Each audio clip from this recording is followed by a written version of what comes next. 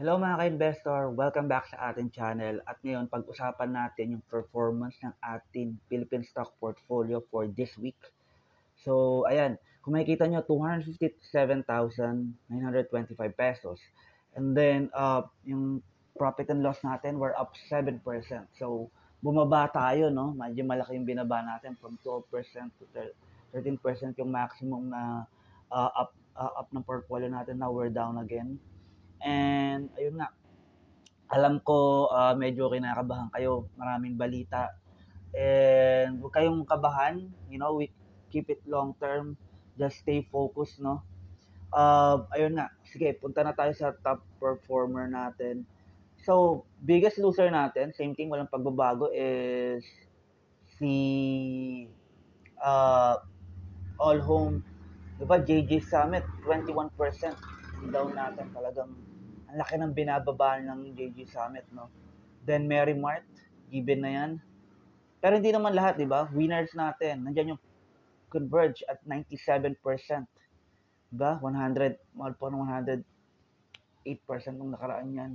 38% is Spill Invest. 35% RFM. So, tignan ko lang sa performance, no? Within the week, ang biggest loser natin within the week is Vistaland, Union Bank, and Globe. Yun yung mga biggest loser natin.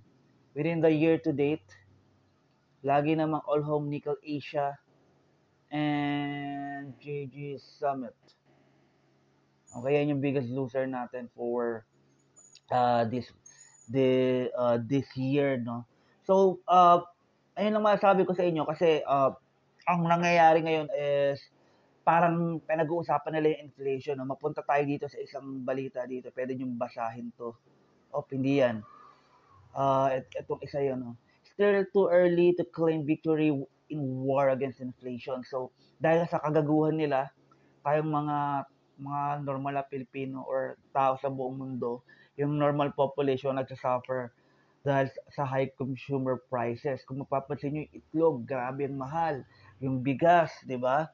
I don't want to be political, kaya lang, parang kahit sino pala talagang politiko ang umupo, hindi nila magawa. Hanggang salita lang sila, gaya niyan. Marcos, baka Marcos pa naman ako, no? Binoto namin yan. But sabi niya, gagawin niyang 20 yung bigas, pero kabaliktaran, no? Normal na presyo ng bigas dati, 35, makakabili ka na ng naging pinakamahal, 55, 50.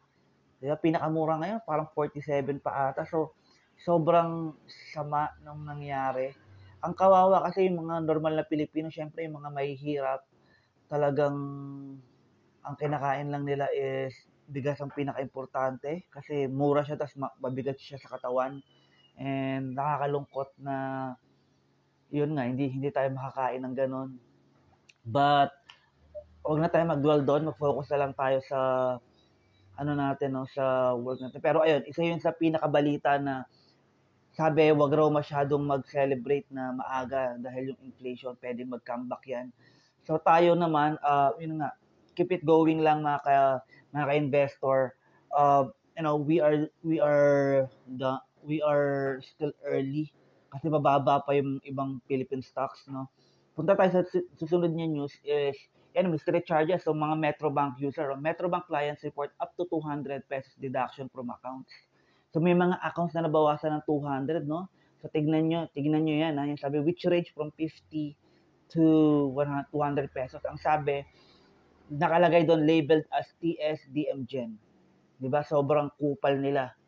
Kaya I really hate banks, kaya lang yan talaga yung pinaka mataas na negosyo dun sa Pinas. Okay? So lastly, ito rin pwede nyo basahin din to. So Robina Gokongwei, from bodega to retail empire CEO, no. So yung Robina, no, household I think Universal Robina Company, something like, or corporation, URC, rin yan. Isa yan sa pinaka mataas na or blue chip, isa yan sa blue chip company ng Pilipinas. So sobrang ganda niyan. Pwede niyong bilhin yan. Mababa siya ngayon. I really believe. Malaki yung binaba niya. Pero I'm still waiting para bumili niyan. So mag-focus muna tayo kung anong meron tayo. Okay? So for this week, ang paglalagyan ko is Nickel Asia and yung 2,500 Nickel Asia and 2,500 kay GG Summit, no? So I really know na medyo nakakatakot, malaki yung binababa, but I want you to keep going kasi 1 year na tayo. Sabi ko nga sa'yo, sa pag-iipon lang, sa 1 year mo na pag-iipon, you already amassed 250,000. Di ba? So tanggalin mo yung ano diyan, tanggalin mo yung 17,000. This is 240,000. Pag-iipon lang 'yun. Iba pa yung dividend, 'di ba? Kung mapapansin niyo sa mga ibang video ko, pag nakaka-receive ako ng dividend, pino-post kasi almost same din naman to from my real portfolio. Yung amount lang nagkaiba. So, ayun. Ang masasabi ko lang, kapit lang mga ka-investor. We are still early. Tas lalo na ang Pilipinas, puro matured company yan. So, nagbibigay ng dividends yan. Unlike ng crypto or US stocks na marami ang high growth. Sa atin, more mature companies tayo. So, hindi siya ganun tumataas, pero mas stable siya. Hindi ganun kasakit yung pagbaba. Then, nagbibigay sila ng dividend. Okay? So, salamat sa panood mga investor. And I'll see you in the next video. Pwede nyo panoorin yung ibang video natin dyan, crypto portfolio and US stock portfolio. And, ayun, hindi to financial advice. Gawin nyo yung due diligence nyo palagi. Okay? Good luck kung mag-i-invest kayo and stay safe.